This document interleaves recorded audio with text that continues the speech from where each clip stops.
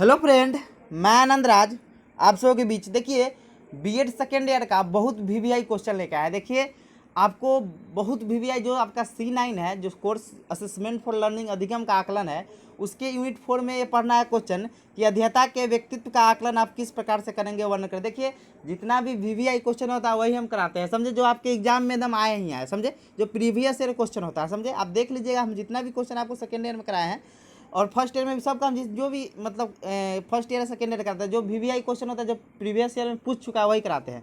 देखिए, एक जरूरी चीज़ बताते हैं, सुनिएगा। देखिए, हम चाहते हैं कि आपका सिलेबस बहुत जल्दी कंप्लीट हो, क्योंकि आप भी जानते हैं कि हम भी सेकेंड ईयर में है, तो जितना हम पढ़ते हैं उतना अपलोड कर देते हैं वीडियो। तो देखिए, हम भी थोड़ा गाँव में थोड़ा दिक्कत है, पढ़ाई नहीं हो पाता है अच्छा से, इसीलिए थोड़ा वीडियो नहीं बन पाता है। और हम भी चाहते हैं कि आपका बहुत जल्दी सिलेबस कंप्लीट हो जाए। देखिए, आपका C8 से लेकर आपका जितना भी ऑप्शनल है, देखिए ऑप्शनल का हम 2 कराएंगे, फिजिकल हेल्थ और फिजिकल अथी का, और दूसरा गाइडेंस और काउंसलिंग का।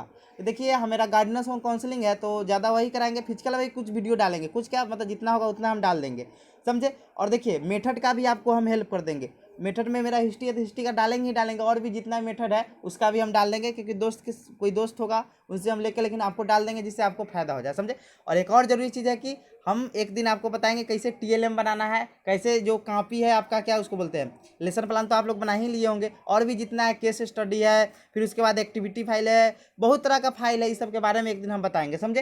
तो आप लोग टेंशन नहीं लीजिए, बहुत जल्दी उसका भी वीडियो लेके आएंगे। और बहुत जल्दी हम सब जितना भी आपका सिलेबस है, जितना इंपॉर्टेंट क्वेश्चन है, वो वीवीआई क्वेश्चन हम आपको बहुत जल्दी करवा देते हैं, समझे। तो देखिए, आज बहुत वीवीआई क्वेश्चन है कि अध्येता के व्यक्तित्व का आकलन आप किस प्रकार से करेंगे, वर्णन करें। देखिए, ये क्वेश्चन को आपको पढ़ना बहुत जरूरी है, क्योंकि मान लीजिए आप टीचर बनिएगा तो आप में कोई बच्चा का व्यक्तित्व मतलब पर्सनालिटी पहचानने का मतलब आप में गुण होना चाहिए, समझे। इसीलिए क्वेश्चन थोड़ा बहुत ज़्यादा इंपॉर्टेंट हो जाता है, इस सीटेट के लिए भी बहुत ज़्यादा इंपॉर्टेंट है। तो इसको ध्यान से पढ़िएगा, और इसको एक बार आप पढ़ लीजिएगा ना, हम गारंटी ले रहे हैं कि आप एक बार इसको पूरा वीडियो को देख लीजिए तो आपको पर्सनालिटी में मतलब पर्सनालिटी यानी व्यक्तित्व में कभी दिक्कत नहीं होगा। कोई भी एग्जाम में इससे क्वेश्चन पूछता ही पूछता है, टीचर से रिलेटेड एग्जाम होता है उसमें इससे क्वेश्चन पूछता ही पूछता है। तो आइए स्टार्ट हम करते हैं, क्या लिखा हुआ है। देखिए, क्वेश्चन आपको बताइए दिए हैं कि अध्येता के व्यक्तित्व का आकलन आप किस पे करेंगे, जो हम लोग का C9 है उसके यूनिट 4 में पढ़ना है।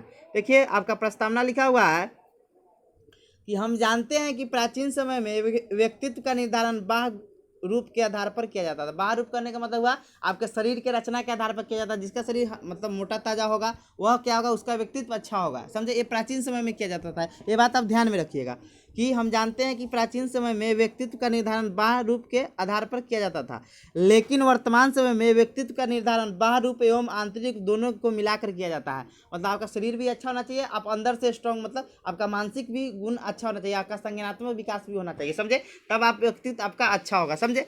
तो यही बात है कि लेकिन वर्तमान समय में व्यक्तित्व का निर्धारण किसके आधार पर किया जाता है, बाह्य रूप एवं आंतरिक रूप दोनों को मिलाकर किया जाता है। देखिए, एक चीज़ यहाँ पर लिखा हुआ है, देखिए कैसे किया गया है कि व्यक्तित्व को हम 2 भाग में बांट दिए हैं कि प्राचीन समय में कैसे किया जाता था और आधुनिक समय में कैसे किया जाता है। आधुनिक काल यानी मतलब वर्तमान बोल सकते हैं।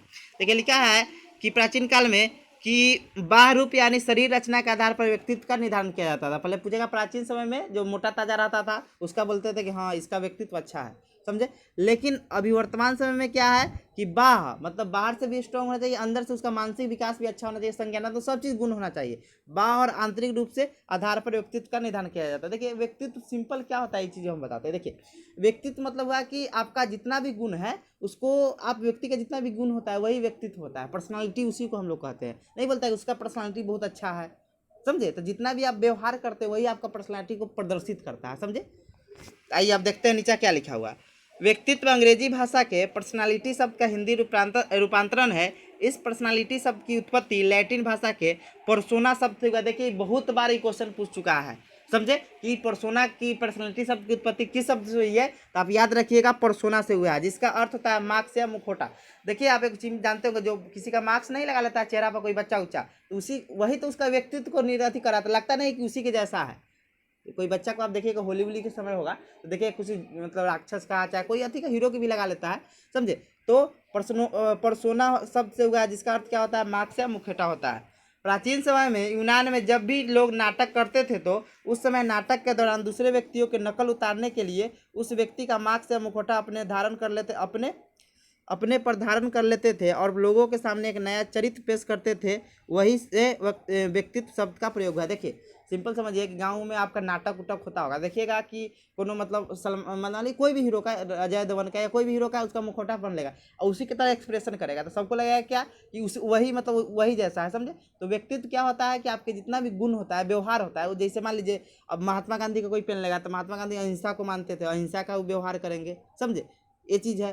तो उसके बाद मान लीजिए आपका अब सिंपल समझते हैं, अब जो मिथुन चक्रवर्ती के नाम सुने होंगे जो हीरो है, उनका कोई व्यक्तित्व पड़ेगा तो मारपीट करेगा, ज़्यादा फैटी करेगा, समझे। तो ये चीज़ सब, तो व्यक्तित्व समझ गए। मान लीजिए आप एपीजे अब्दुल कलाम का व्यक्तित्व आप धारण कीजिएगा तो आप साइंटिस्ट, मतलब आप साइंटिस्ट वाला गुण, आप मिसाइल मैन वाला गुण अति कीजिएगा, समझे। तो यही व्यक्तित्व होता है, समझे, कि व्यक्तित्व आपके सारे गुण को बताता है वो व्यवहार के माध्यम से, कि आप जैसा व्यक्तित्व धारण कीजिएगा वैसा आपको व्यवहार करना होगा, समझे। तो यही चीज़ है।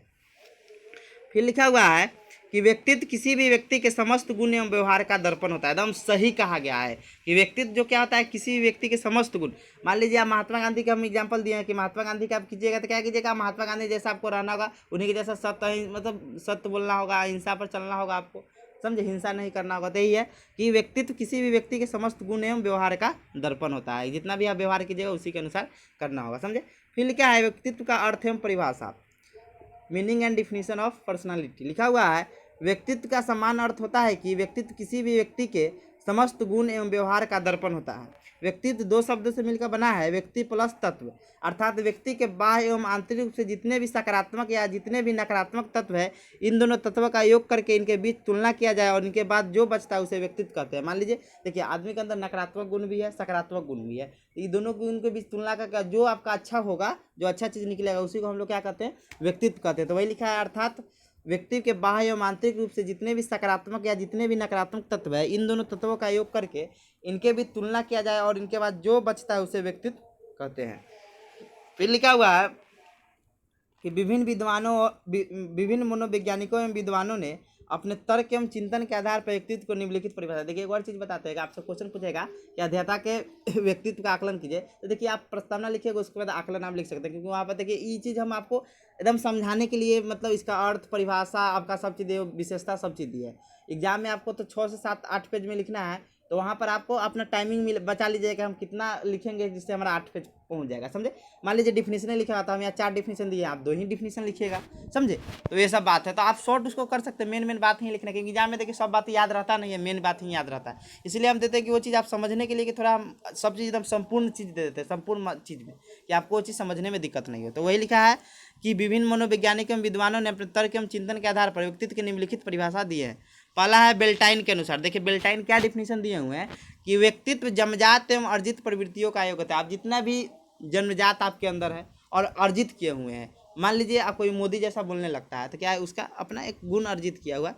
तो वही क्या है कि वही क्या कि व्यक्तित्व क्या है, जन्मजात एवं अर्जित प्रवृत्तियों का क्या है, योग है। एकदम सिंपल डिफिनीशन दिए हैं जो आपको याद हो जाए। फिर दूसरा डेसिल के अनुसार डेफिनेशन दिए हैं कि व्यक्तित्व व्यक्ति के संगठित व्यवहार का संपूर्ण चित्र है। आपको जितना अंदर व्यवहार होगा, व्यक्तित्व क्या है, उसका एक संपूर्ण चित्र है। तो वही कह रहा है कि व्यक्तित्व व्यक्ति के संगठित व्यवहार का संपूर्ण चित्र है। तीसरा डिफिनीशन है गिलफोर्ड के अनुसार कि व्यक्तित्व व्यक्ति के गुणों का समन्वित रूप है। मतलब जो गिलफोर्ड क्या कर रहे हैं कि व्यक्तित्व क्या है, व्यक्ति के गुणों का समन्वित रूप। सब बातवा बराबर है, समझे, लेकिन सबका शब्द कुछ कुछ चेंज है। चौथा डिफिनीशन है बोरिंग के अनुसार कि व्यक्तित्व व्यक्ति का अपने वातावरण के साथ उचित समायोजन है। मतलब व्यक्तित्व क्या है कि व्यक्तित्व व्यक्ति के अपने वातावरण के साथ उचित समायोजन है। आप देखते हैं व्यक्तित्व की विशेषता। देखिए आप बोले हैं कि मान लीजिए आपको आकलन पूछेगा, तो आकलन मान लीजिए नहीं पूछा, तो मान लीजिए क्वेश्चन आपसे पूछ दिया कि व्यक्तित्व को परिभाषित कीजिए, तो आप विशेषता, अर्थ, परिभाषा ये सब लिख सकते हैं। मान लीजिए आकलन पूछ दिया तो आप विशेषता सब नहीं लिखिएगा, समझे। लिखा हुआ है व्यक्तित्व की विशेषताएं। व्यक्तित्व की विशेषताएं निम्नलिखित है। पहला है व्यक्तित्व में आत्मचेतना का गुण विद्यमान होता है। आत्मचेतना अपने अंदर आपका जो होगा वो बाहर निकले, आत्मचेतना का गुण विद्यमान होता है। दूसरा है व्यक्तित्व में सामाजिकता का गुण पाया जाता है। तीसरा है व्यक्तित्व में सामंजस्यता मतलब समायोजन करने की क्षमता होता है। व्यक्तित्व में सामंजस्यता का गुण पाया जाता है। फिर आपका चौथा है व्यक्तित्व में निर्देशित लक्ष्य प्राप्ति का गुण पाया जाता है। मतलब व्यक्तित्व आपका अच्छा रहेगा तो उसको निर्देशित लक्ष्य प्राप्ति का गुण आप में विद्यमान होगा। फिर आपका अगले का है अच्छे व्यक्तित्व के लिए अच्छे शारीरिक और मानसिक स्वास्थ्य का होना आवश्यक है। कि देखिए वर्तमान समय में क्या है कि अच्छा शरीर भी होना चाहिए, आपका अच्छा मानसिक विकास भी होना चाहिए, तभी आपका मानसिक स्वास्थ्य होगा, तभी आपका अच्छा व्यक्तित्व होगा। अब देखते हैं अगले का व्यक्तित्व बहुयामी संप्रदाय, बहु मतलब मल्टी मतलब मल्टी कॉन्सेप्ट है, समझे, कौन पर्सनालिटी, व्यक्तित्व बहुयामी संप्रदाय है, मल्टी डायमेंशनल मतलब कॉन्सेप्ट है। फिर आपका है व्यक्तित्व में दृढ़ इच्छा शक्ति पाई जाती है, दृढ़ मतलब इसको करने की इच्छा शक्ति पाई जाती है। फिर आपका अगला है कि व्यक्तित्व विभिन्न गुणों एवं योग्यताओं का समाकलित रचना है, तो ये आपका हो गया विशेषता। आप देखते हैं व्यक्तित्व के आकलन या मापन की कौन कौन विधि है, तो लिखा है वर्तमान समय में व्यक्तित्व के मापन की 3 विधियाँ। देखिए कौन कौन विधि है, इसको ध्यान से देखिएगा, बहुत भी आई है, बहुत बार एग्जाम में इससे पूछ चुका है, समझे। आइए हम इसको बताते हैं। देखिए लिखा हुआ है, पहला है आपका आत्मनिष्ठ विधि, इसको हम बगल में कर देते हैं। पहला आपका है आत्मनिष्ठ विधि, दूसरा है वस्तुनिष्ठ विधि और तीसरा है प्रेक्षेपीय विधि।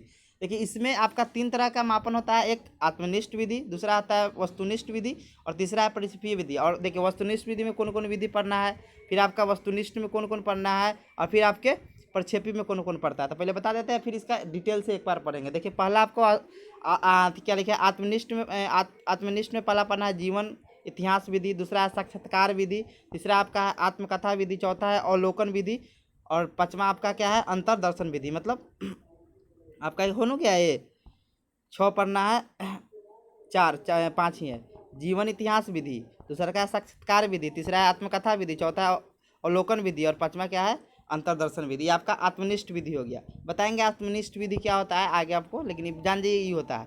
फिर आपका प्रश्नाली विधि है, इसको हम बताते हैं, सॉरी वस्तुनिष्ठ विधि में कौन कौन आता है। देखिए प्रश्नावली विधि, देखिए प्रश्नावली विधि, फिर दूसरा है निर्धारण मापनी, तीसरा है समाज मिति विधि और चौथा है क्रम निर्धारण विधि, समझे।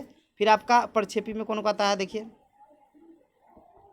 प्रक्षेपी में आपका आ जाएगा क्रम प्रविधि, अभिव्यक्ति प्रविधि या परीक्षण भी लिख सकते हैं, साहचर विधि, रचना विधि, पूर्ति प्रविधि। फिर आपका है इधर है मेन ये सब है IBT, TAT, CAT, SAT, सब का फुल फॉर्म सब चीज़ बताएंगे जब इसका प्रक्षेपी विधि बताएंगे। तो अब देखिए अब हम लोग पढ़ते हैं अवलोकन विधि क्या होता है। देखिए सॉरी आत्मनिष्ठ विधि क्या होता है, जिसे इंग्लिश में सब्जेक्टिव मेथड बोलते हैं, समझे। देखिए क्या लिखा हुआ है, व्यक्तित्व मापन की वह विधि जिसमें एक समय में सिर्फ एक व्यक्ति का व्यक्तित्व का मापन किया जाए उसे आत्मनिष्ठ विधि कहते हैं। मतलब वैसा मतलब व्यक्तित्व मापन की वैसी विधि जिसमें एक समय में सिर्फ एक व्यक्ति का क्या किया जाए कि मापन किया जाए। जैसे सिंपल हम बताते हैं, मान लीजिए कि आप मान लीजिए कोई आदमी के घर आप गए, उसके बारे में आप मतलब उसका व्यक्तित्व का आकलन करना है, तो अब क्या हो जाएगा आत्मनिष्ठ विधि होगा। मान लीजिए कि आप कोई स्कूल में गए और स्कूल में जाकर अब सब बच्चा का अध्ययन कर रहे हैं, तो आपका कौन हो गया क्या उसको वस्तुनिष्ठ विधि बोलेंगे। प्रक्षेपी क्या होता है वो आगे हम बताएंगे। तो देखिए आप समझ गए कि आत्मनिष्ठ विधि क्या होता है, कि व्यक्तित्व मापन की वह विधि जिसमें एक समय में सिर्फ एक व्यक्ति के व्यक्तित्व का मापन किया जाता है उसे आत्मनिष्ठ विधि कहते हैं। आत्मनिष्ठ विधि के अंतर्गत निम्न विधि आती है। पहला है जीवन इतिहास विधि, केस स्टडी मेथड। देखिए समझिएगा बहुत इंपॉर्टेंट है क्या होता है केस स्टडी मेथड। लिखा हुआ है इस विधि का सबसे पहले प्रयोग टाइडमैन ने किया था। मतलब पूछेगा केस स्टडी विधि किसने दिया, मतलब केस स्टडी विधि को किसने दिया, याद रखना टाइडमैन। कौन दिया, टाइडमैन दिया। यह वह विधि है जिसमें किसी व्यक्ति के व्यक्तित्व का अध्ययन करना है तो उसके संपूर्ण जीवन का अध्ययन करते हैं। देखिए मान लीजिए, देखिए जीवन इतिहास विधि का उपयोग कब करते हैं, नीचे लिखा हुआ लेकिन पहले बता देते। मान लीजिए सिंपल समझिएगा, देखिए मान लीजिए कोई बच्चा आपको ऐसा मिल जाएगा जो मतलब समझिए कि मान लीजिए आप कौटिल्य पंडित के बारे में जानते होंगे, देखिए उसको सब चीज़ याद है, तो आप उसके बारे में अध्ययन कीजिएगा ना कि मतलब इसे कैसे इसका इतना IQ हो गया, चाहे इतना कैसे सब चीज़ याद रखता है। ये सब मीडिया वाले जाते हैं ना पूछने कि आप कैसे इतना अथी कर गए, तो वही मतलब उसी को बोलते हैं जीवन इतिहास विधि। या कोई चोर पकड़ा गया, मान लीजिए का कोई मतलब अच्छा आदमी था और चोरी करते हुए पकड़ा गया, मतलब बहुत बड़ा चोर था, तो उसके बारे में पता करना कि ये क्या क्या करता था, इसका क्या व्यवहार था, समझे। एक एग्जाम्पल आप बताते हैं जो हम देखिए मेरा मोतिहारी जिला है, तो आपको मोतिहारी जिला का मतलब पूर्वी चंपारण है, तो पूर्वी चंपारण मोतिहारी है, तो मोतिहारी में KBC के विजेता है सुशील कुमार, ठीक है। तो देखिए सुशील कुमार के बारे में कोई नहीं जानता था, समझे, लेकिन 5 करोड़ जैसे जीते तो उनके बारे में सब जानने लगा, समझे। तो यहाँ कहने का मतलब हुआ कि जो जीवन इतिहास विधि होता है इसमें व्यक्ति जब कोई मतलब अब विलक्षण गुण जब उसमें आ जाता है, विलक्षण गुण मतलब कोई जब बहुत एकाएक कोई मतलब उस पद पर आ जाता है, जैसे मान लीजिए आप ही के गाँव में कोई DM बन जाएगा, तो सब पता करने आएगा कि ना कि मतलब इतना कैसे अथी हो गया, इतना कैसे सक्सेस कर लिया। जैसे मान लीजिए आप प्रवीण सर हैं, मतलब है जो एडिटोरिया वाले, तो देखिए वो एकाएक मतलब वीडियो बन गया, एकाएक मतलब यूट्यूब पर बहुत अच्छा छा गया, जैसे खान सर भी हुए, जितना भी सर है खान सर भी हुए। तो ये सब क्या हुआ कि उनका अब उनके बारे में जानना होगा तो उनके अगल बगल से, उनके पड़ोसी से, उनके क्या कहाँ क्या है, पहले बचपन में वो कैसे रहते थे, बचपन में कैसे पढ़ने में थे, क्या थे, तो ये सब चीज़ जानना है क्या होता है, जीवन इतिहास विधि होता है, जिसे हम लोग केस स्टडी मेथड कहते थे। यही लिखा हुआ है कि यह वह विधि है जिसमें किसी व्यक्ति के व्यक्तित्व का अध्ययन करना है तो उसके संपूर्ण जीवन का अध्ययन करते हैं। इस विधि का उपयोग तब किया जाता है जब किसी व्यक्ति के व्यवहार में विलक्षण मतलब समान व्यक्ति से अलग मिले। मतलब देखिए खान सर एकाएक फेमस हो गए, समझे, तो विलक्षण गुण आ गया। तो वही करा है कि इस विधि का उपयोग तब किया जाता है जब किसी व्यक्ति के व्यवहार में विलक्षण मतलब समान व्यक्ति से अलग मिले। जैसे कौटिल्य पंडित के बारे में हम एग्जाम्पल दिए। केबीसी विजेता सुशील कुमार, देखिए हमारा जिला के हैं तो दे दिए नाम, सुशील कुमार है, जो देखिए कि 5 करोड़ जीत के 2011 या 12 में जीते, याद नहीं है। तो देखिए इनका भी बारे में सब जानने लगा, मीडिया वाला सब आने लगा कि आप कैसे सीखते, बचपन में कैसे क्या करते थे, क्या पढ़ाते थे, ये सब अपना कहानी उनके बारे में आप लोग जान गए हो, समझे। तो ये चीज़ होता है कि आपका जीवन इतिहास विधि। दूसरा आपका है साक्षात्कार विधि, इंटरव्यू मेथड के बारे में आप जानिए रहे हैं। देखिए साक्षात्कार विधि को मौखिक विधि भी कहते हैं, मतलब मौखिक मतलब मुंह से हम लोग ओरल तरीका से अपना क्वेश्चन अथी करते हैं। लिखा हुआ है संस्कार, संस्कार इंटर प्लस व्यू से मिलकर बना हुआ है, जिसका अर्थ आंतरिक प्लस अवलोकन, यानी इंटरव्यू का शाब्दिक अर्थ आंतरिक अवलोकन होता है। मतलब आपका अंदर मतलब पर्सनैलिटी जानने में तो आपके अंदर क्या क्या चीज़ है, समझे, वही जानना होता है। साक्षात्कार विधि व्यक्तित्व मापन की लोकप्रिय सर्वाधिक प्रचलित विधि है, जिसका प्रयोग शैक्षिक योग्यता के अतिरिक्त विभिन्न पदों के चयन हेतु भी किया जाता है। मतलब देखिए यूपीएससी बीपीएससी का जो चयन लास्ट होता है तो उसमें आपका क्या होता है कि पर्सनैलिटी टेस्ट, मतलब आप कैसा है, तो उसी को इंटरव्यू हम लोग बोलते हैं, तो उसमें भी किया जाता है। फिर आपका है अगले का आत्मकथा विधि, ऑटोबायोग्राफी मेथड। देखिए इसमें क्या होता है कि आपसे कहा जाएगा कि अपने बारे में लिखिए और इसी के आधार पर विश्लेषण करके व्यक्तित्व का मापन किया जाता है कि आपका कैसा व्यक्ति है। मान लीजिए आपको कहा गया कुछ लिखने के लिए, आप कोई धार्मिक चीज़ के बारे में लिख रहे हैं तो आपका व्यक्तित्व धार्मिक होगा। मान लीजिए आप क्रिकेट के बारे में लिखते हैं, आपका व्यक्तित्व क्या क्रिकेट के प्रति होगा, वही सब चीज़ है। मान लीजिए आपका फिल्म, आप मान लीजिए आप कहानी लिखने लगे तो आपका मतलब कवि बनने वाला है, या कोई चीज़ कविता लिखने तो कवि वाला होगा, समझे। तो वही चीज़ कह रहा है कि व्यक्तित्व मापन की इस विधि में व्यक्ति से अपने जीवन की प्रमुख घटनाओं के बारे में लिखने को कहा जाता है। मतलब अपने जीवन के बारे में कुछ लिखिए, तब ना आपको पता चलेगा आप क्या क्या किए हैं। मान लीजिए कोई समाज सेवी होगा, अपने समाज के बारे में लिखे, तब ना उसका पता चलेगा कि नहीं उसका जो व्यक्तित्व है सोशल वर्क के रूप में, समझे। तो इस प्रमुख घटनाओं के बारे में लिखने को कहा जाता है, जिससे उनके जीवन संबंधी घटनाओं का वर्णन होता है। इसी के आधार पर मनोवैज्ञानिकों द्वारा व्यक्ति के विचारों का गहन विश्लेषण कर उसके व्यक्तित्व के विषय में जानकारी प्राप्त की जाती है। मतलब मान लीजिए आप जैसा लिखेगा उसी के आधार पर मनोवैज्ञानिक उस चीज़ को विश्लेषण करेंगे और बताएंगे इसका व्यक्तित्व धार्मिक है कि सामाजिक है क्या है। अब देखिए अवलोकन विधि, ऑब्जर्वेशन मेथड, लिखा हुआ है यह व्यक्तित्व मापन की सबसे प्राचीन विधि है। इस विधि में हम अपने इंद्रियों के द्वारा जब किसी की क्रिया यानी व्यवहार को, यहाँ पर व्यवहार लिखा हुआ है, क्रिया व्यवहार को देखकर व्यक्तित्व का मापन करते उसे अवलोकन विधि कहते हैं। मान लीजिए व्यक्ति जैसा व्यवहार करेगा, अब मान लीजिए बदमाशी वाला व्यवहार करेगा, मारपीट करेगा तो हम कहेंगे नहीं बदमाश लड़का है, बहुत अच्छा शांत से रहेगा तो कहेंगे नहीं इसका व्यक्तित्व अच्छा शांत वाला है। फिर लिखा है इस विधि का उपयोग छोटे छोटे बालकों, अनपढ़ व्यक्तियों, मानसिक रोगी के लिए जाता है। अब छोटे बालक है उससे क्वेश्चन पूछना चाहिए कि बच्चा तुम बताओ क्या चीज़ जानता है, उसे जैसा व्यवहार करेगा उसी के आधार पर। मान लीजिए कोई बच्चा है कि तोड़ फाड़ करता है सामान का, उसे मतलब जिज्ञासा है कोई चीज़ जानने का, मतलब कोई सामान है उसको तोड़ने की इच्छा है या कोई चीज़ जानने की इच्छा है, तो हम कहेंगे हाँ बच्चा में कुछ वैज्ञानिक तरह का मतलब है कि कोई चीज़ जानने की इच्छा है, समझे। वैज्ञानिक में यह जानने की इच्छा हमेशा रहता है, समझे। तो इसीलिए तो वही है कि इस विधि का उपयोग छोटे छोटे बालकों, अनपढ़ व्यक्तियों, मानसिक रोगी के लिए किया जाता है। एक लिखा हुआ है अवलोकन विधि में केवल आपके क्रिया और व्यवहार को देखकर व्यक्तित्व का मापन किया जाता है। मतलब आपका क्रिया देखकर ही व्यक्तित्व का मापन किया, क्रिया यानी व्यवहार को देखकर व्यक्ति का मापन किया जाता है। आइए अब अंतर्दर्शन विधि या आत्म निष्कर्ष निरीक्षण विधि भी इसको कहते हैं। लिखा हुआ है हम स्वयं अपने अंदर देखकर अपना व्यक्तित्व दूसरों को बताते हैं तो उसे अंतर्दर्शन विधि कहते हैं। जैसे मान लीजिए हम किसी को बताएंगे नहीं हम बहुत अच्छा आदमी है, मेरा व्यक्तित्व बहुत अच्छा है, समझे, तो ये आपका क्या होगा कि अंतर्दर्शन विधि होगा, अंतर्दर्शन विधि होगा या आत्मनिरीक्षण विधि। इस विधि को प्रतिपादक विलियम वुंट है।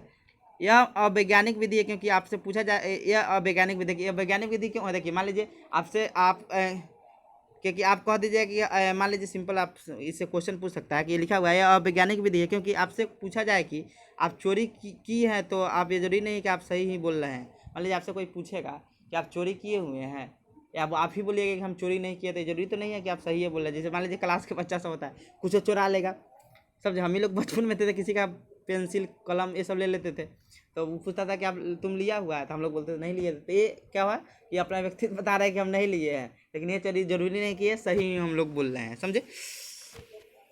अब देखते हैं दूसरा का जो मापन था आपका व्यक्तित्व मापन का, वो था क्या वस्तुनिष्ठ, जिसे हम लोग ऑब्जेक्टिव मेथड बोलते हैं। इसके अंतर्गत बहुत विधि आएगा। लिखा है व्यक्तित्व मापन की वैसी विधि जिसमें एक ही समय में दो या दो से अधिक व्यक्तियों के व्यक्तित्व का मापन किया जाता है उसे वस्तुनिष्ठ विधि कहते हैं। देखिए आत्मनिष्ठ विधि वैसा था जैसे एक समय में एक ही व्यक्ति का हम लोग करते, जैसे शख्स मतलब इंटरव्यू लेते थे, एक बार में एक ही व्यक्ति का लेते हैं, समझे। तो वही कर रहा है। वस्तुनिष्ठ है मतलब कि आप में एक समय में एक से अधिक व्यक्ति का आप कर लीजिएगा मापन, समझे। व्यक्तित्व मापन की वैसी विधि जिसमें एक ही समय में दो या दो से अधिक व्यक्तियों के व्यक्तित्व का मापन किया जाता है तो उसे वस्तुनिष्ठ विधि कहते हैं। वस्तुनिष्ठ विधि में निम्न विधियाँ आती है। पहला है प्रश्नावली विधि। लिखा हुआ है इस विधि के प्रवर्तक आर.एस. वुडवर्थ थे। मतलब इस विधि का प्रवर्तक कौन है? आर.एस. वुडवर्थ थे। प्रश्नावली विधि को हम लिखित विधि भी कहते हैं। देखिए सिंपल मान लीजिए आपके स्कूल में कोई आएगा और आपको क्वेश्चन दे देगा सब बच्चा को, और देखिए तो सब बच्चा पर वो कर लेगा कि हाँ बताइए आपके स्कूल के अच्छे टीचर कौन है, ये सब चीज़ आएगा, क्वेश्चन आएगा क्या मतलब ये सब चीज़ है। तो प्रश्न पूछेगा अपना, और प्रश्न पूछेगा तो उसके आधार पर आपको जवाब देना होगा। कि मान लीजिए आपसे पूछ दिया तो सबका अलग अलग जवाब आएगा, और जिसका जो आएगा तो वही व्यक्तित्व बताएगा कि हाँ कैसा वो सोचता है उनके प्रति, यही व्यक्तित्व का निर्धारण करेगा। तो वही करा है। इस विधि के प्रवर्तक आर.एस. वुडवर्थ थे। प्रश्नावली विधि में हम लिखित विधि भी कहते हैं क्योंकि इसमें लिख कर हम जवाब देते हैं। प्रश्नावली विधि में व्यक्ति के व्यक्तित्व के विभिन्न पहलुओं बुद्धि, अभिक्षमता, संवेग, आदर्श, मूल आदि से संबंधित प्रश्नों की रचना कर उन्हें लिखित रूप में उत्तर देने को कहा जाता है। मतलब मान लीजिए सिंपल आपसे कह देगा हाँ इस स्कूल में सबसे अच्छे टीचर कौन है, किनका, चाहे यही पूछ सकता है कि आप ही बताइए आपके क्लास में सबसे मतलब क्या बोलते हैं कि सबसे अच्छा बच्चा कौन है। आप बताइएगा ना कि हाँ सब बच्चा कहेगा हाँ कि हाँ ई सर है, चाहे मतलब कहेगा ई बच्चा है चाहे वो बच्चा है, ये सब बताएगा ना। तो यही आपका प्रश्नावली विधि होता है। देखिए प्रश्नावली विधि का सबसे अच्छा एग्जाम्पल हम बता देते हैं। मान लीजिए आप लोग खाना बनाते होंगे, लड़की लोग विशेषकर, लड़का भी आजकल खाना बनाता है। देखिए लड़की से ज़्यादा आजकल लड़का खाना बनाता है। देखिए क्यों बाहर पड़ता है तो लड़की लोग तो मेस में खा लेती है, लेकिन लड़का खाना बनाया खाता है। देखिए तो आप लोग चावल बनाते होंगे तो देखिए तो आप लोग बनाते होंगे चावल तो आप लोग प्रेशर कुकर में बनाते हो, लेकिन गांव में आप देखिएगा अभी भी चावल क्या उसको बोलते हैं कि एक क्या उसको बोलते हैं एक अथी में अथी टाइप का बनता है पतीला टाइप में। तो देखिएगा उसमें चावल को पहले अथी करके देखा जाता है कि आपका एक चावल सीझा है कि नहीं सीझा है, समझे। तो उसी के आधार पर सबका मतलब अथी हो जाता है कि हाँ मतलब एक बता दिया कि हाँ ये सब ठीक है। तो उसमें वही मतलब सिंपल एग्जांपल आप समझिए वही चावल वाला कि हम लोग एक चावल का क्या करते हैं कि मूल्यांकन मतलब अथी करते हैं, आकलन करते हैं ये चावल सीझा है कि नहीं सीझा। वो चावल सीझ गया तो समझिए हम मानते हैं कि सब चावल सीझ गया है। मतलब पतीला में देख लेते हैं एक चावल सीझ गया, लेकिन सब चावल का तो हम टोटो के नहीं देखते हैं कि कौन मतलब है, एक ही देखते हैं, उसी से पता चल जाता है कि सब सीख गया। तो प्रश्नावली विधि का ये भी आप एग्जाम्पल है दे सकते हैं। दूसरा है क्या बोलते हैं निर्धारण मापनी। लिखा हुआ है निर्धारण मापनी में ऐसे प्रकार के प्रश्न पूछे जाते हैं जिससे मतलब तब आपका व्यक्तित्व का मूल्यांकन होगा कि आप कैसा सोचते हैं। जैसे चोरी करना कैसी बात है, तो आपको उसमें दिया रहेगा, जैसे पेपर ऊपर में नहीं देता है कि हाँ बताइए इसका मतलब क्या होगा। तो जैसे क्वेश्चन इसमें दिया है कि चोरी करना कैसी बात है, जैसे सही है गलत है कभी कभी करना है, तो इसमें आप टिक लगाइए कि हाँ सही है या गलत है, जो भी आप लगाइए तो उससे ही आपका पता चलेगा आपका मतलब व्यक्तित्व कैसा है। मान लीजिए आप कहिएगा ना सही है तो आप कहिएगा कि तो आपका व्यक्तित्व पता क्या चल जाएगा कि आपका मतलब चोरी करने के प्रति आप मतलब चोर है तब ना आप चोर का सपोर्ट कर रहे हैं, समझे। अब मान लीजिए आप गलत कीजिएगा तो आप कहेगा हाँ इसका अच्छा व्यक्तित्व है, इससे पता चल जाएगा, समझे। तीसरा है कर्म निर्धारण विधि।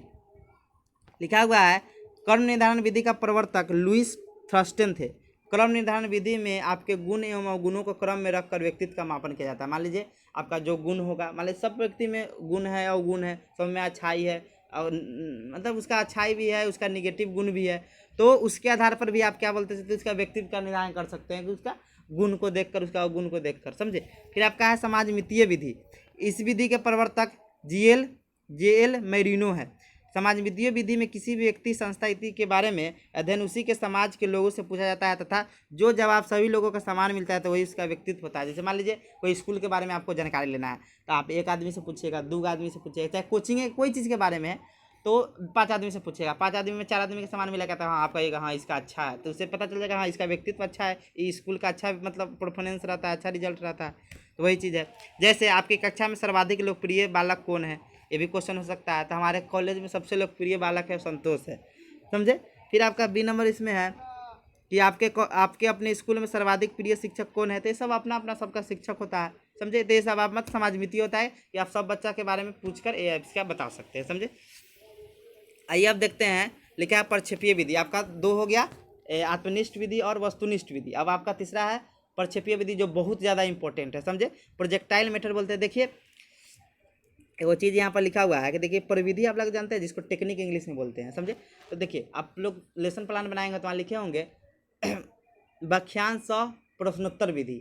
तो आपका व्याख्यान विधि हो गया, प्रश्नोत्तर आपका क्या हो गया, परिविधि हो गया। तो देखिए वह जो छोटी छोटी वह सॉरी छोटी या जो नहीं होगा छोटी छोटी विधि जो किसी को सॉरी जो जो छोटी छोटी विधि जो विधि को सहायता करती है उसे परिविधि कहते हैं। मतलब छोटा छोटा विधि होता है जो विधि में क्या करता है, सहायता करता है, उसको क्या कहते हैं हम लोग, परिविधि कहते हैं। देखिए आप प्रक्षेपी विधि देखते हैं क्या होता है। देखिए इसको एकदम सिंपल हम समझाएंगे, प्रक्षेपी विधि क्या होता है समझिएगा, बहुत सिंपल एग्जाम्पल देंगे आपको। देखिए लिखा हुआ है प्रोजेक्टिव मेथड, लिखा हुआ है व्यक्तित्व मापन की वैसी विधि जिसमें अचेतन मन का अध्ययन अप्रत्यक्ष तरीके से किया जाता है, तो ऐसे विधि को प्रक्षेपी विधि। देखिए अचेतन मन क्या होता है, अनकॉन्शियस माइंड, आपके अंदर जितना भी आपका मूल संवेग है, जितना मतलब ये सब जितना भी चीज़ है आपके अंदर 90% आपका अचेतन मन ही होता है। आपको मन के 3 प्रकार बताएंगे, सिग्मंड फ्रायड बताए हुए थे, चेतन मन, अर्धचेतन मन और अचेतन मन, समझे। तो इसमें क्या किया जाता है, अचेतन मन जो आपका 90% होता है, 90% होता है, इसी में आपका सब चीज़ है, मतलब जितना भी चीज़ आप सोचते हैं, जितना भी चीज़ है वो सब चीज़ किसमें, अचेतन मन है। तो आपके अंदर जितना भी आपका अचेतन मन का अध्ययन जब आप प्रत्यक्ष रूप से करते हैं व्यक्तित्व मापन के लिए, तो उसे क्या कहते हैं, प्रक्षेपी विधि कहते हैं। देखिए सिंपल समझिए, अप्रत्यक्ष रूप से क्यों बोल, प्रत्यक्ष रूप क्यों कह रहे हैं। देखिए मान लीजिए आप किसी से पूछिएगा कि तुम चोर हो, तो कबो नहीं कहेगा कि हम चोर नहीं हैं, समझे। चोरो होगा ना तो कबो नहीं कहेगा चोर है। लेकिन वही आप कहिएगा कि हम भी चोर हैं, तो वो भी क्या बोलेगा, हाँ हम भी चोर हैं, समझे। मतलब अपने अंदर से, मतलब अप्रत्यक्ष रूप से हम लोग पूछ रहे हैं, डायरेक्ट नहीं डायरेक्ट पूछे तो नहीं बताया, लेकिन इनडायरेक्ट पूछे तो बता दिए। मान लीजिए सिंपल पूछिए कि आप लोग एग्जाम के टाइम में, मान लीजिए हम ही लोग स्टूडेंट है, तो एग्जाम टाइम में कोई आप मतलब दोस्त तक फ़ोन कीजिएगा, बोलेगा कि ये क्वेश्चन पढ़ लिया, तो कहेगा ना ना नहीं पढ़े हैं। लेकिन आप वही कहिएगा ना हम ये वाला पढ़ लिए, तो वह कहेगा ना हम इहो पढ़ लिए हैं, समझे। मतलब अप्रत्यक्ष रूप से बताएगा, प्रत्यक्ष रूप से नहीं बताएगा उसके मन में की चल रहा है, लेकिन उसके लिए आपको अप्रत्यक्ष तरीका अपनाना होगा। इसी को हम लोग क्या कहते हैं कि प्रक्षेपी विधि कहते हैं, प्रोजेक्टिव मेथड कहते हैं, समझे। देखिए लिखा हुआ है, इसका और भी एग्जाम्पल है, मतलब थोड़ा अथी भी ले सकते हैं। मान लीजिए किसी से पूछिएगा, सिंपल एग्जाम्पल को देते हैं, बहुत मतलब आपको भी अच्छा लगेगा। देखिए आप कोई भी लड़का से पूछिएगा कि तुम्हारे पास कोई गर्लफ्रेंड है, गर्लफ्रेंड करने का मतलब दोस्त समझिए, तो बोलेगा नहीं है, समझे। लेकिन वही पूछेगा कि मेरे पास भी है, तो वही बोलेगा हाँ हाँ मेरे पास भी है, समझे। तो ये चीज़ होता है, अप्रत्यक्ष रूप से उसके अचेतन मन को जानना ही क्या है, प्रक्षेपी विधि है। तो अब देखिए इसमें कौन कौन विधि आता है। लिखा है प्रक्षेपी विधि के अंतर्गत निम्न विधियाँ आती है। पहला है क्रम प्रविधि। देखिए क्रम प्रविधि क्या होता है, देखिए लिखा हुआ है, इस विधि में किताब, मिठाई, स्कूटी, कार आदि दिया जाता है, फिर मतलब दिया जाता है, मतलब बोलता है मतलब दिया जाता है, अब आदि दिया जाता है, फिर कहा जाता है कि इसे क्रम में रखिए, फिर वह जो चीज़ पहले रखता है तो उसी के आधार पर उसका व्यक्तित्व का पता चलता है। देखिए यहाँ समझिएगा ये चीज़, क्रम परिविधि या क्रम परीक्षण क्या होता है। देखिए मान लीजिए आपका जो चीज़ फेवरेट होगा ना, उसको आप पहले सजाइएगा। मान लीजिए आपको 10 कोई सामान देती है क्या, मान लीजिए आपको किताब से आपको बहुत ज़्यादा प्रेम है, तो आप किताब को पहले सजाइए, तो आपको पता चलेगा ना आपका पढ़ने का मतलब व्यक्तित्व, मतलब व्यक्तित्व वाला है, पढ़ने वाला व्यक्तित्व है। मान लीजिए आपको मिठाई वाला था, आपको होगा ना कि मिठाई खाने वाला आपका व्यक्तित्व है। तो इसके कहने का मतलब है कि इस विधि में किताब, मतलब कोई भी चीज़ हो, किताब या कोई भी एग्जाम्पल आप ले सकते हैं कि किताब, मिठाई, कोई चीज़ दिया जाता है, कहता है इसको क्रम में रखिए, तो क्रम में आपका जो सबसे फेवरेट होगा उसको पहले में रखिएगा, समझे।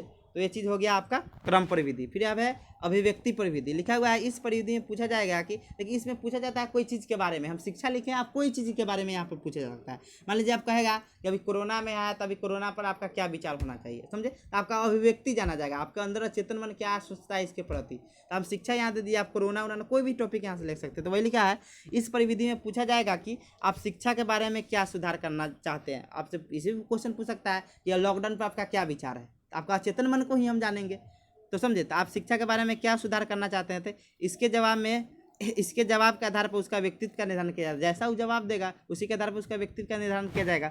फिर आपका है साहचर्य विधि। इस विधि में आपसे जोड़कर प्रश्न पूछा जाता है, मतलब अपने पर जोड़कर। मान लीजिए सिंपल एग्जांपल आपसे जोड़ के कहने का मतलब है कि मान लीजिए कहेगा हम भी चोर है, तो वो भी बताएगा हम भी चोर है, ऐसे मतलब साहचर्य विधि। इस विधि में अपने जोड़कर प्रश्न पूछा जाता है, इसी के आधार पर उसका व्यक्तित्व का निर्धारण किया जाता है। मान लीजिए हम पूछेंगे कि चोर है, तो चोर होगा तो जरूर बताएगा कि हम भी चोर है, नहीं होगा तो नहीं बताएगा, समझे। अब कोई आदमी तो ज़बरदस्ती नहीं कहेगा कि हम चोरी नहीं किया, तो ये ज़बरदस्ती नहीं कहेगा, चोरों नहीं होगा तो कहेगा कितना मारिएगा पीटेगा तभी वो सकारेगा नहीं कि हम चोर हैं, समझे। तो मतलब निकाला जाता है कि हम भी चोर है, तो वो भी बताएगा, चोर होगा तो जरूर बताएगा हम भी चोर है, समझे। कि चोर चोर मौसेरा भाई होता है, जो एग्जाम्पल भी सूटेबल बैठता है।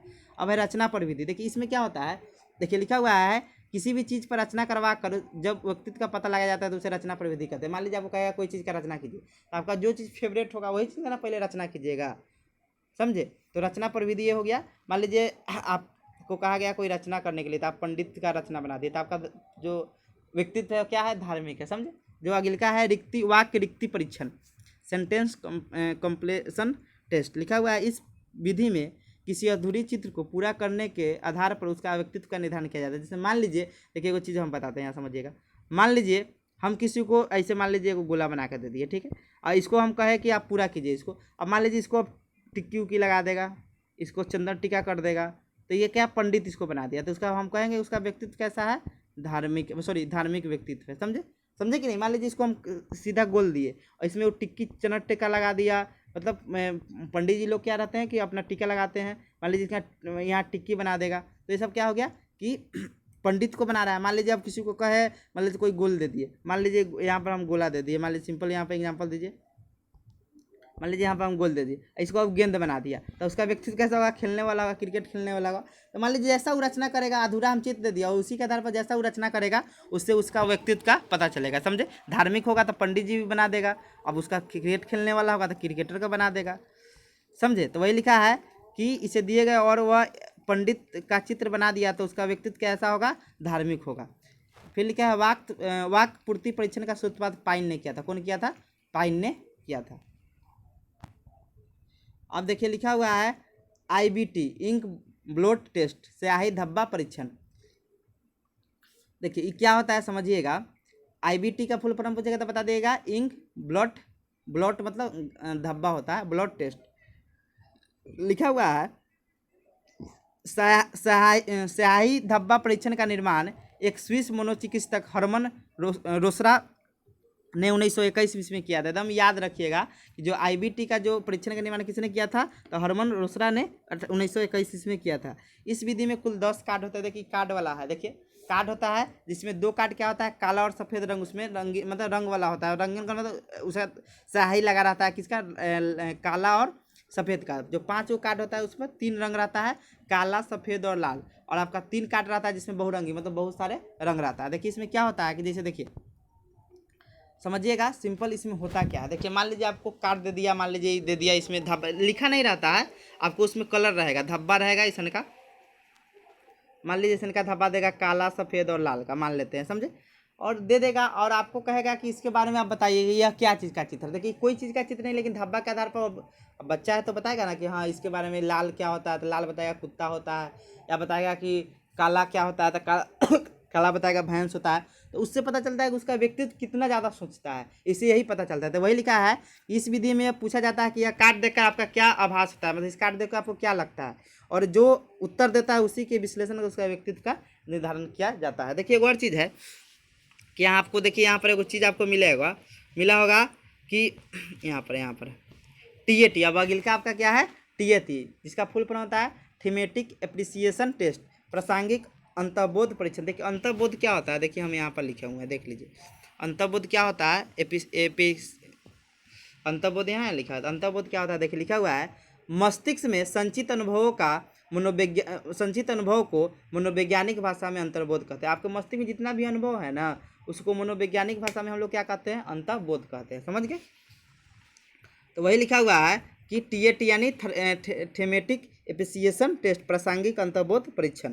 लिखा हुआ है प्रासंगिक अंतर्बोध परीक्षण का निर्माण 1935 ईस्वी में CD मॉर्गन तथा एवं HA मूरे ने किए थे। इसको ऐसे भी लिखता है, मॉर्गन एवं मूरे भी देता है, CD PD नहीं देता है, CD और HA नहीं देगा। तो वही कह रहा है कि प्रशासनिक अंतर्बोध परीक्षण या TAT परीक्षण का निर्माण 1935 ईस्वी में CD मॉर्गन एवं मूरे ने किया था, या मॉर्गन एवं मूरे भी दे देगा।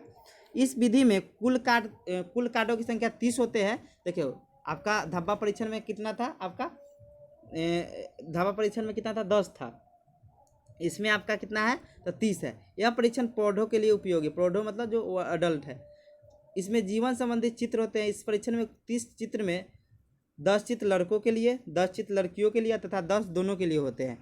जैसे इसमें कैसा क्वेश्चन पूछा जाता है, जैसे मैं तुम्हारे जो चित्र दिखाऊंगा उसके आधार पर तुम्हें कहानी लिखनी है। मान लीजिए कोई लड़का कोई काम कर रहा है, उसके आधार पर आपको कहानी लिखना है।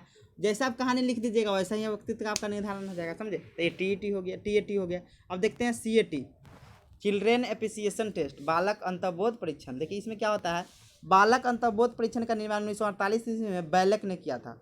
यह परीक्षण के द्वारा बालकों और किशोरों के व्यक्तित्व का अध्ययन किया जाता है। देखिए CAT के द्वारा किसका अध्ययन किया जाता है? बालकों और किशोरों का, याद रखिएगा, समझे, यानी 18 साल तक का अथी का अध्ययन किया जाता है।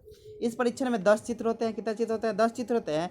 ये सभी चित्र जानवरों के व्यवहार को उस तरह प्रदर्शित करते हैं जैसे मानव व्यवहार, मतलब जानवरों के, मतलब उस चित्र में जानवर के व्यवहार दिखाया जाता है, और व्यवहार कैसा होता है? मानव जैसा व्यवहार करता है, समझे, वैसा व्यवहार आता है। दूसरे शब्दों में मानवीय परिस्थितियों में जानवरों के व्यवहार का प्रदर्शन चित्रों के द्वारा किया जाता है। मतलब मानवीय परिस्थिति में मानव कैसे व्यवहार करते हैं, जैसे मानव कैसे खाना खाता है, मानव कैसे किसी से मिलता है, किसी से कैसे झगड़ा करता है, ये सब चीज़ दिखाया जाता है। इन सभी विभिन्न चित्रों के द्वारा बालक की मौलिक समस्या जैसे माता पिता के संबंध, भाई बहनों के संबंध, लिखा है भाई बहनों से ईर्ष्या, दूध पीने की समस्या, मलमूत्र परीक्षण की समस्या आदि का अध्ययन किया जाता है। किससे? तो आपका CAT से। देखिए आपका लास्ट है SAT, जिसे हम बोलते हैं सीनियर एप्रिसिएशन टेस्ट, पौध अंतर्बोध पर। सेम वही चीज़ है, खाली ये सीनियर के लिए बनाया गया था। इसका भी निर्माण आपका बैलक ने किया था। लिखा है पौध अंतर्बोध परीक्षण का निर्माण बैलक ने ही किया था। इसमें कुल कार्य की संख्या 16 होती है तथा यह परीक्षण 50 वर्षों के वृक्षों के लिए होता है। सेम वही चीज़ है। फिर लिखा हुआ निष्कर्ष में कि उपरोक्त विवरण से स्पष्ट होता है कि किसी भी व्यक्ति के व्यक्तित्व से उसके सारे गुणों का पता चलता है, यानी व्यक्तित्व किसी भी व्यक्ति का दर्पण होता है। मैं सारे गुण वही तो दर्पण ही हो गया। इसमें आप और भी निष्कर्ष बना सकते हैं कि हाँ, व्यक्तित्व ही वर्तमान समय में किसी व्यक्ति को मतलब अच्छा दिखाने के लिए बहुत ज़रूरी है। ये सब भी लिख सकते हैं, कुछ कुछ जोड़ सकते हैं। तो ये आपका खत्म हो गया, और बहुत जल्दी हम आपका जितना भी VBI क्वेश्चन इंपॉर्टेंट क्वेश्चन है सबको हम बहुत जल्दी करवा देंगे। तो थैंक यू।